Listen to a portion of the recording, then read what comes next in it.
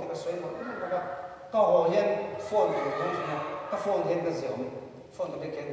nào phải là cái mà đi mua con phone chỉ là nên chỉ là cái một thôi con phone chúng sẽ cái tiền cái bật sắp thì cái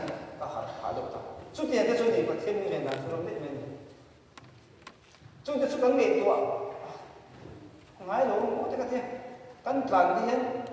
tham mô những căn plan mình mấy ông ấy đàn ba ngày ăn căn plan mà tốt cái đấy cũng mấy thiên rồi nhé hai bên là cái số ăn hôm nay mình mấy thì sẽ bảo tôi là son cái lắm bằng sẽ son thép số đó vì một mấy tụ hàng cả chút tiền son hành chút tiền là hành chút là ni khát cần nó đàn tiền chui tay là và thiên cho là sẽ có tầm gì mấy thế hay cái gì thế một cái tôi là cũng sẽ trả lòng đấy mày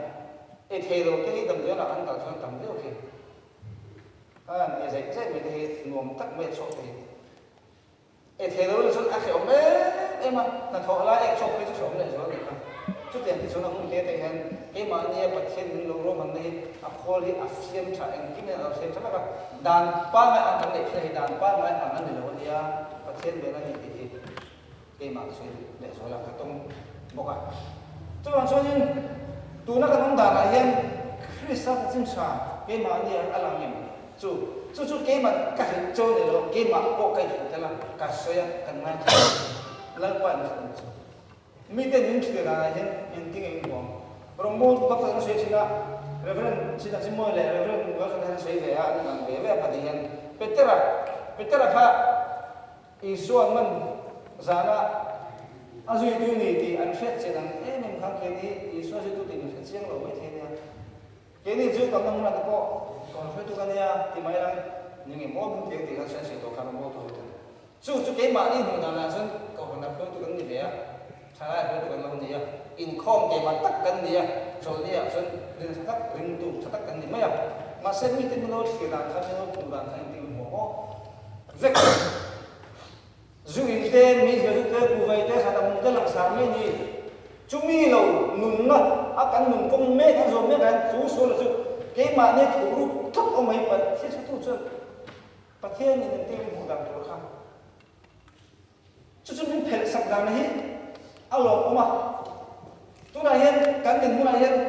กันต่างกับเคสเห็นเองเนี่ยกันต่างกับเคสที่มานี่เองแต่เองก็ไม่ตัวนั้นส่วนกับเคสเรียนไม่ปฏิดังจนถึงชั้นทองอินเฟลล์อะไรช่วยไงก็ลุ้นอะไรมันจะโอนเอง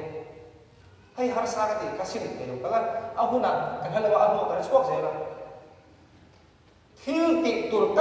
เงี้ยนกโป่งเห็นกันกับที่นั่นก็สิ่งกันที่เราทุกสิ่งกันที่เราผ่านสิ่งเราผ่านหนูเราไง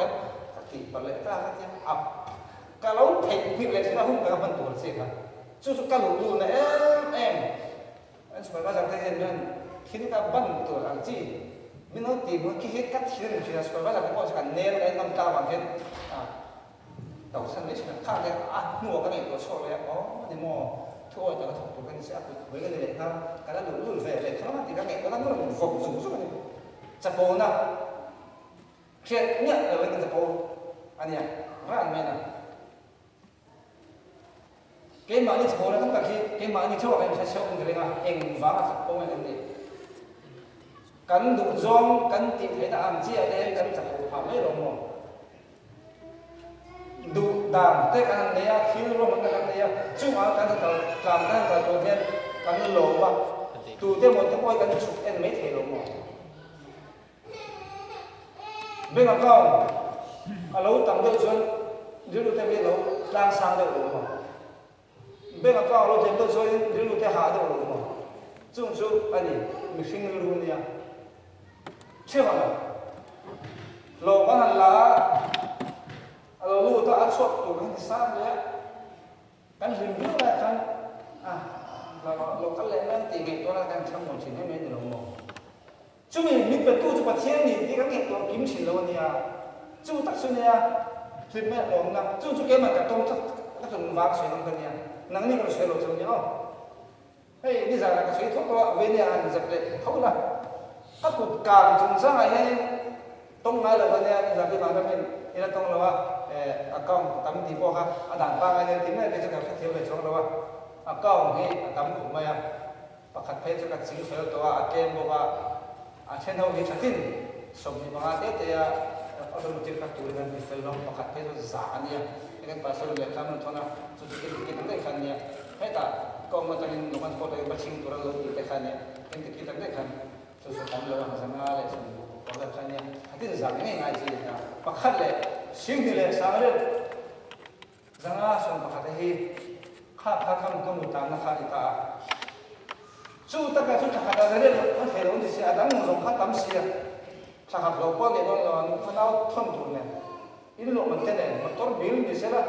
la pe ro ne in soran ne chu be i lo ngai te ne chu te ne to chu ru ti ha a te mo ang le chu ka na kaung tang sun nge chu na bo te ka chu chu mi min ti bo lo tu pa thien chu sa lo te ma he wa no sa ang tak chen ta kan ne me te chu chu men kham mo te chong lo min bu te chong lo a ka se lo lo te lo ta na chu chu ne ma a fa se lo le te min ko tu pa thien chu ni kan mai chu chu ni kham mo ni pe to chu ni kan ko sa mu ke le ja lo ba ama pa the na ong sa te chu kan lo te da ko pa thien sa ra ka ro ta ama chu wa kan da ka tho kan dam ko pa thien sa tho ni thien sa ra ka van do de ka ka kan ki ha lo to zo pa din mun ta ha ni do che na ka de pa thien sa ra chi zo pa thien lo man ka ni aran ro chi ke chu la ngai the ma ngai ta na a lo fa ko ni se na a fa de a cha na ama a da ma chu ko chu ngai thiem tu ra ngai se na ama nun ta ni ko han na e me no ma a om le le de ko ba om le le ko ba nai no ni ka chu ti de kan ton lo zia te khin pha ko ni lo ke de chu reference ji chen ji mo na ta ken van du na vo sa ni na chân quy tụ nó này thấu thua hàng rồi mình muốn là tất cả trong chân quy tụ đang đấy này ông luôn ăn thiệt lòng gì rồi quy tụ được khó khăn ăn một quy giống gì rồi ăn mà ăn thiệt nó bắt khát mong luôn ăn thiệt lòng can là các bạn thiệt này sẽ cần là lỗi bệnh là hành đấy đấy gì à chút tiền chút cái mà như hiện và ông đầu hiện bạn thiệt này mình thì đôi ta sẽ cần dấu đầu mà cần pha để thịt sợi cái mà như cái một cái là có ăn mong ăn được luôn mình dam do ina an ta nu na chong chai ma se lo do an kal phone lo me kha orisa janga kan missionary ina sei khan a tha khom me han ko kha dam do min dinga lo ti kha chong chai min ti sin kha kha ne kha a do me ya cho nên cho nên bắt thiên thì cần cả cả nó sẽ tắc cái này ô rin nó qua cái gì thằng yêu mới thế à rồi mấy cái này cho nên bạn muốn sống như bằng ai vậy sống cho mình được thọ đơn nhẹ thế thọ lên nhẹ thế như thế như là thọ đơn nhẹ thế khang dùng dùng là khang cần hun là khang bắt thiên ta là cái thế số mà người ta phải bồi sản cho người đâu hun thế cái thế chú một số người là ăn biết rất khăn cái như cho ăn mai tổ qua đã có thằng là cần trồng cây thì bắt thiên cần cô thì lúc trồng cây này cần sang mình thấy có cái gì à thọ quý đến nhà ở đây sang đây rồi các phun nông nghiệp là anh đi kalau sang cái này kalau tuy tục sẽ sang rồi cái hoa lì sen cái trồng là vậy có thằng nào này kan trồng thế này ơi gì này nghe thì anh đi trồng rồi cái gì nghe xem thế cái tiền khăn chút tiền cái số gì cái số mà phun bẹt hàng số rồi này à thế cái này cái việc in chua cho cần mong chỉ là gì cái suy là ăn suy sẽ to rồi một cái cho nên là cho nên tôi cho cái này chỉ là in không ăn bạc cho nó số này để mấy giờ mà ai rồi là bằng xem cảm giác ăn được hơn thôi nên cho nên bazar tu rồi đấy là bazar nó bằng nó thì tôi anh không bằng chỗ cái dàn không bằng rồi bây giờ bazar chụp thẻ nó chụp lắm bằng ăn là lắm bằng thì tôi nói là tôi thế tôi là có được thế này chút tiền cho cái này coi là thôi nó bằng nó người quen à một con lo ngay bây giờ chơi thêm này căn tắc xa chào bằng hàng giả thuộc cái căn niệm giết hai cái niệm chung dùng thuộc thêm tu lần bạc thêm cái là cái căn khác căn sự tu sẽ tuân theo trong xã hội sẽ